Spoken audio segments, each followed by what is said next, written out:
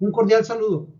Soy su servidor, José Alejandro Rodríguez González, alumno del doctorado en Administración en la modalidad en línea. Actualmente me encuentro cursando el tercer cuatrimestre en el Seminario de Derecho Corporativo impartido por el doctor Benjamín Jiménez Villarreal.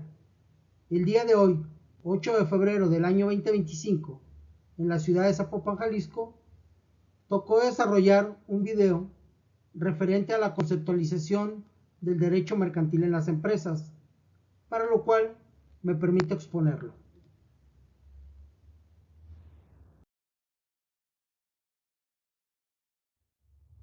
Por lo que respecta al derecho mercantil, primero que nada es necesario definir su concepto.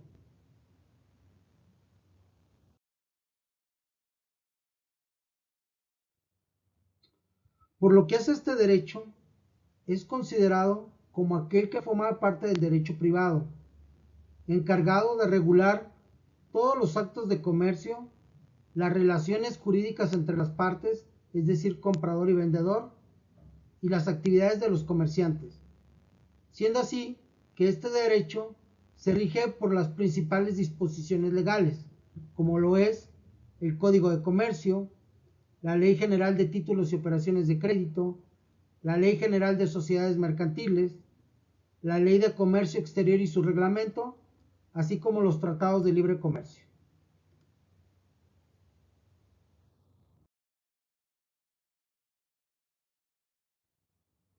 En este sentido, las principales características del derecho mercantil se rigen primeramente por su autonomía.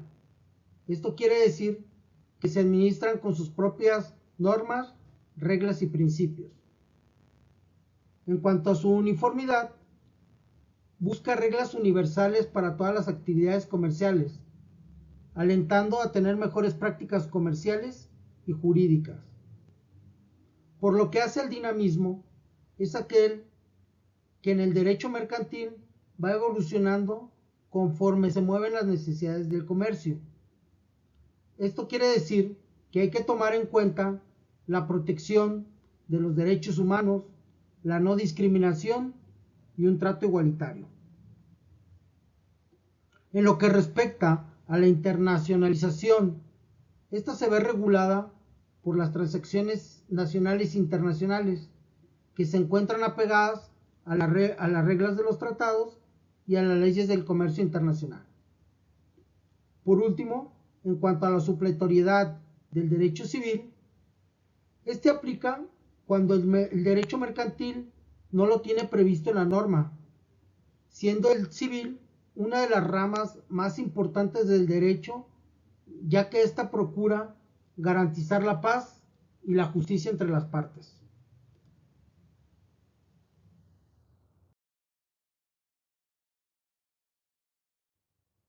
Por otro lado, los elementos del derecho mercantil se sujetan a lo siguiente: a los actos de comercio, que son todas aquellas operaciones comerciales ordenadas en la ley.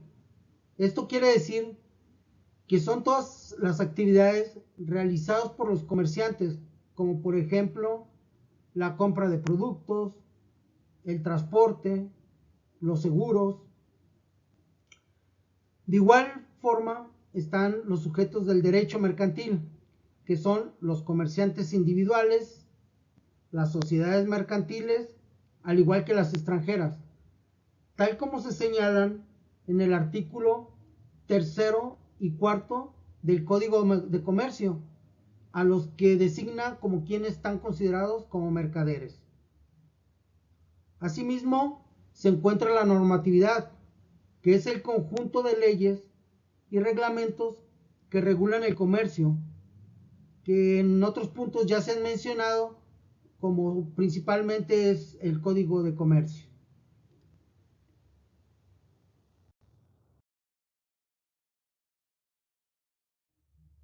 En este mismo tenor, los actos de comercio están regulados en el artículo 75 del Código de Comercio, que establece una lista de 25 categorías de actos que se consideran comerciales, como lo son la compraventa de bienes con un propósito de lucro, las operaciones bancarias y de créditos, el transporte de mercancías y de personal, los cultivos que se enajenen o sean producidos por el propio agricultor, los contratos de seguros y fianzas, las operaciones financieras como son los cheques, los pagarés, las facturas electrónicas, siendo estas últimas operaciones, que son de uso continuo, tienen una alta protección por el derecho mercantil hacia los acreedores, puesto que estos tienen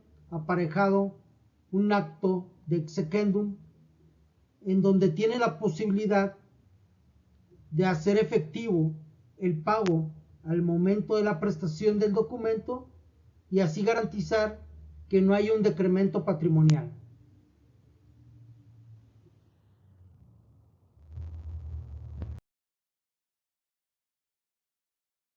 En tanto que son sujetos del comercio aquellos comerciantes individuales o personas físicas que realizan actividades comerciales de manera habitual o accidental, precisando que no son actos comerciales aquellos que se realicen por el uso o consumo personal. También son sujetos de comercio las personas morales con carácter mercantil, las cuales se encuentran reconocidas en la Ley General de Sociedades Mercantiles, en su artículo 1, como son las sociedades de nombre colectivo, las sociedades de responsabilidad limitada, las sociedades de acciones simplificadas, las sociedades cooperativas, por mencionar algunos.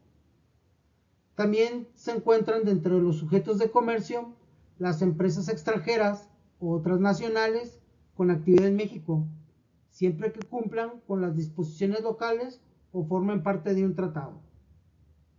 Por último, están los intermediarios del comercio, como lo son los corredores, que dan certeza a los actos de comercio, los agentes, que garantizan la distribución de las mercancías hacia el público consumidor, y también están los comisionistas, que buscan potencializar clientes para materializar las ventas. Ahora bien, podemos decir que la empresa mercantil es una unidad económica constituida por dos o más personas con el propósito de realizar actividades comerciales de forma habitual y con fines de lucro. Esto a reserva de las sociedades de acciones simplificadas, que son consideradas unipersonales, por lo que es importante establecer la diferencia entre una empresa y una negociación o empresa mercantil. En cuanto a la primera, es decir, la empresa, es cualquier tipo de organización que desarrolla actividades económicas con o sin fines de lucro, como las pueden ser las instituciones públicas o las organizaciones no gubernamentales. En tanto que la empresa mercantil busca siempre obtener beneficios a través de la compraventa, intercambio de bienes o servicios, además que están reguladas por las disposiciones legales, lo que las hace más fácil distinguirlas de las demás.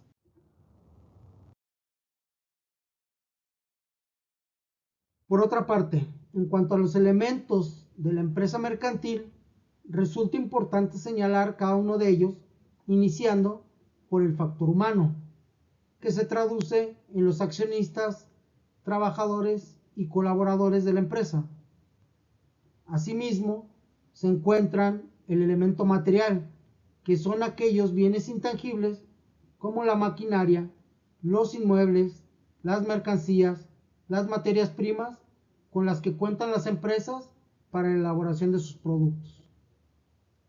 Por otra parte, están los menos señalados, pero igualmente importantes, y en algunas ocasiones es el factor más valioso para la empresa, que son los bienes inmateriales, como son las marcas, las patentes, los derechos de autor, la reputación en los mercados, que son un diferenciador entre empresas del mismo giro. Por último, están los específicos, ya sean regulatorios, jurídicos o de requerimiento especial, como son los contratos, las licencias, los permisos, que en muchas ocasiones son solicitados por las autoridades federales, estatales o municipales.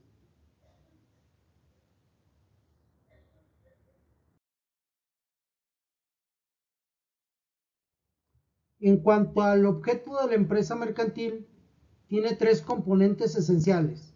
El primero es la producción y distribución o comercialización de bienes y servicios.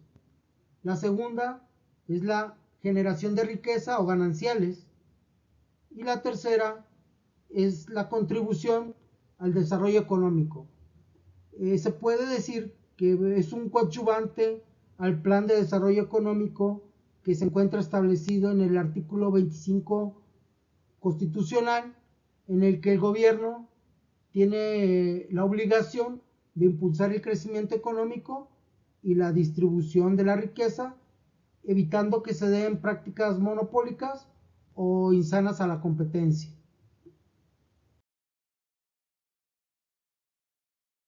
Por otra parte, tenemos las características de la empresa mercantil, que hablamos de que es una organización estructurada de forma jurídica que puede operar bajo diversas formas societarias, tal como lo hemos platicado en la Ley General de Sociedades Mercantiles en su fracción 1. En cuanto a su finalidad, pues estas buscan obtener un beneficio totalmente pecuniario. En cuanto a la adaptabilidad, podemos decir que gozan de una capacidad de evolución conforme a las necesidades del mercado. Hemos visto que han salido nuevas modalidades de empresas como lo son las fintech, el Uber, el Airbnb, el TikTok, el Netflix, por mencionar algunas. En cuanto a su cumplimiento de obligaciones fiscales, pues no es más que cumplir con los impuestos y regulaciones hacendarias que establece la ley del impuesto sobre la renta. Y por último, en cuanto a la continuidad en el tiempo, pueden trascender a sus fundadores a nuevas generaciones a través de la sucesión empresarial o inclusive a llevar gobiernos corporativos para llevar mejores prácticas y que éstas sean diligentes.